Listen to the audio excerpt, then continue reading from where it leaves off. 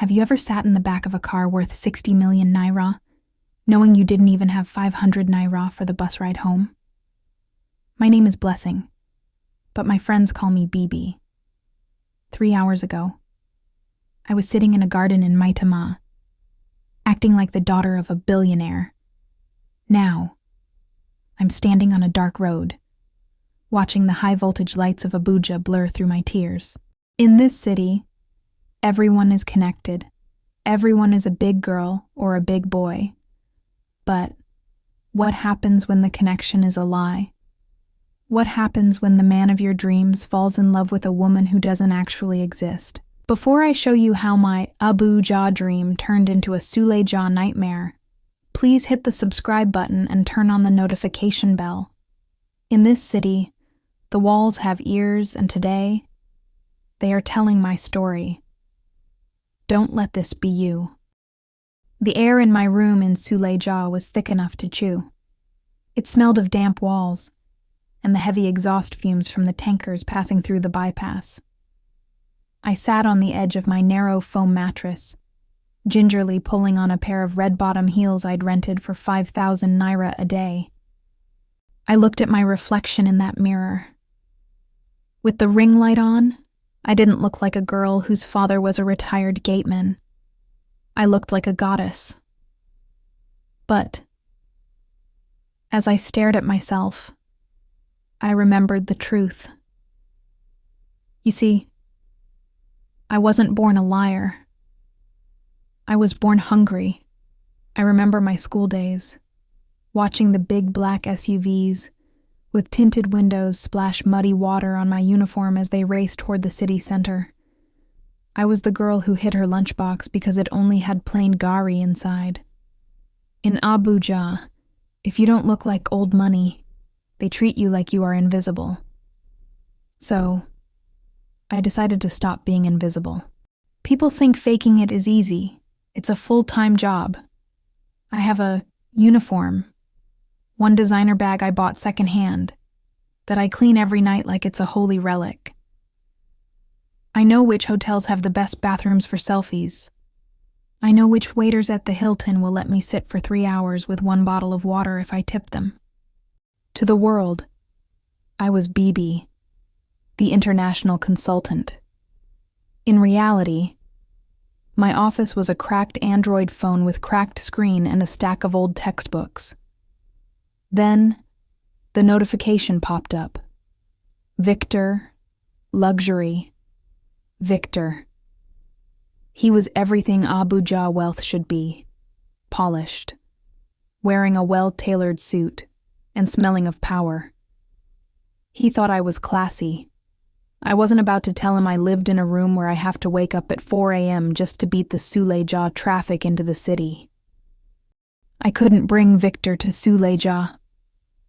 So, I used my younger brother's school fees to rent a short-let penthouse in Maitama for 24 hours. When he arrived, the house looked perfect. The marble floors were cold, and the gold decor screamed federal might. BB, Victor said, sipping his drink. I've met many girls in this city, but you are different. You have your own level. I choked on my wine. The irony was a bitter pill I had to swallow with a smile. I was playing a game with a man who had been playing games since before I was born. I prayed the real owner, a powerful senator, was actually still in London like the agent said. We were halfway through dinner when the heavy iron gate opened. Clack, clack, beep. The electronic lock hummed. My wine cup froze. A man walked in. The real owner. Senator Johnson. A fierce, powerful man in a navy blue cloth with gold embroidery. His eyes were burning with rage. Victor, what are you doing in my house? The senator roared. The silence was deafening. Victor didn't shout. He just looked hollow. BB, he whispered, looking at me. Is any of it real? The house, The family? The life? I couldn't even look at him. I looked at my rented heels, now scuffed on the marble floor. The feelings were real, I whispered. But we both knew that in Abuja, feelings don't pay the rent for a borrowed life. The silence that followed was so heavy I could hear my own pulse. Victor looked at the senator, then at me. The realization hit him like a physical blow. I wasn't a billionaire's daughter. I was a squatter. The minister took a slow step forward. And this girl. He finally glanced at me, his lip curling in disdain. Another prop for your illusion? The game is over. My heart stopped. My rental heels suddenly felt like they were made of lead.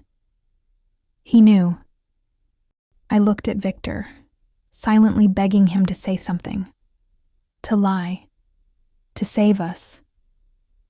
But the man who claimed to navigate the corridors of power was frozen.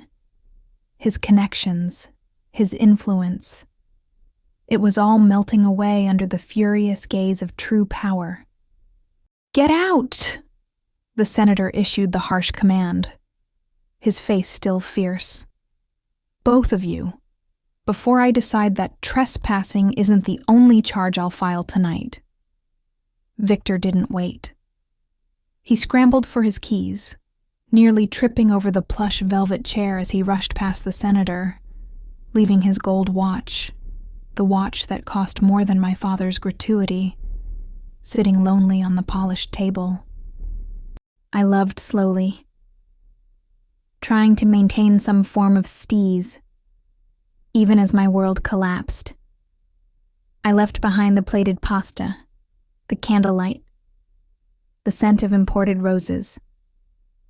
I left behind BB, the consultant, and BB, the billionaire's daughter. As I stood on the side of that lonely Maitama road at midnight, the high-voltage streetlights mocking my borrowed glamour, I realized something important.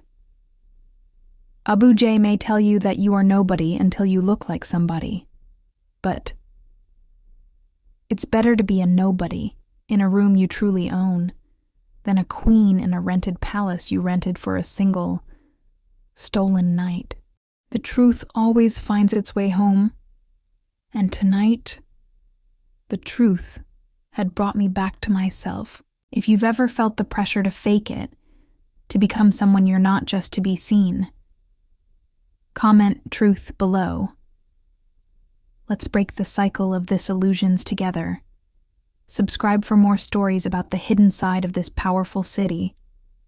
My name is Blessing, BB, and I'm done borrowing lives.